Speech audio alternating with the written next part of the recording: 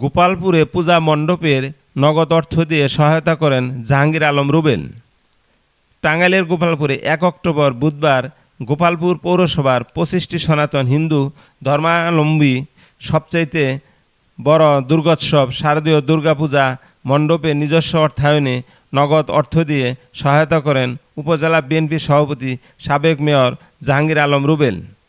উপস্থিত ছিলেন জাসাস সভাপতি ফারিয়া কেন্দ্রীয় সাংগঠনিক সম্পাদক শাহানুর আহমেদ সোহাগ, শ্রমিক দলের সভাপতি মোহাম্মদ আমিনুল ইসলাম, কৃষক দলের সাধারণ সম্পাদক খন্দকার কামরুল ইসলাম বাবু, শহর শ্রমিক দলের সভাপতি খন্দকার জামালি, স্বেচ্ছাসেবক দলের যুগ্ম আহ্বায়ক মোহাম্মদ মুনসুর রহমান, পৌর যুব দলের সদস্য সচিব বাবলু মিয়া, ট্রাক শ্রমিক দলের সভাপতি আব্দুল মজিদ, 2 নং ও 3 নং ওয়ার্ড বিএনপির সভাপতি মোহাম্মদ মিন্টু, খন্দকার বেলাল হোসেন, শহর জাসার সভাপতি মোহাম্মদ আমিনুল ইসলাম, আলমগীর হোসেন কামরুল, KM শামীম সহ বিএনপি সহ অঙ্গ সংগঠনের নেতাকর্মী। মহানবমী তিথিতে পৌরসভার সকল মণ্ডপ পরিদর্শন করে বিএনপির সভাপতি সাবেক মেয়র জাহাঙ্গীর আলম রুবেল সন্তোষ প্রকাশ করেন।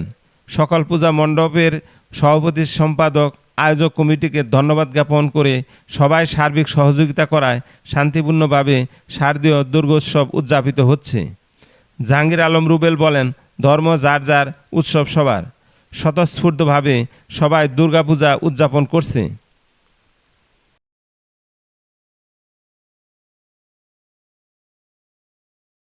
আমরা প্রতিটি কাজে এবং প্রতিটি মুহূর্তে আমরা এই বিএনপি এবং বিএনপি নেতৃবৃন্দদের কাছে পেয়েছি।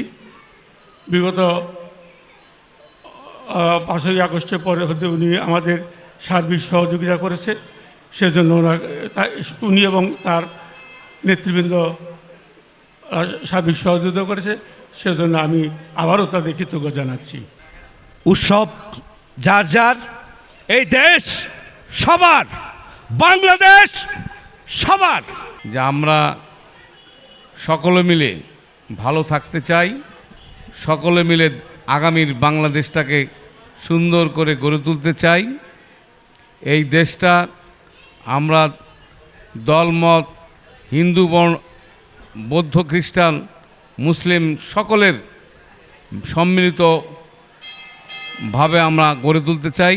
আপনারা জানেন যে দীর্ঘদিন আমাদের দেশে গণতন্ত্র চর্চা ছিল না, এখানে ভোটের অধিকার ছিল না, মানুষের বাক স্বাধীনতা ছিল না। আজকে ভোটের পরিবেশ সৃষ্টি হয়েছে, সামনে ভোট হবে, সেই ভোটে আমরা যার যার প্রার্থী, যার যার মনের মতো নেতা নির্বাচিত করব। আমরা ধর্ম যার যার, উৎসব সকলের, এই মতাদর্শের ভিত্তিতে আমরা চলব, পথ চলব, এই প্রত্যাশা রাখি। এবং আপনারা যারা এখানে এই দুর্গোৎসব পালন করছেন, আমরা আপনাদের পাশে সবসময় ছিলাম এবং আগামীতেও থাকব।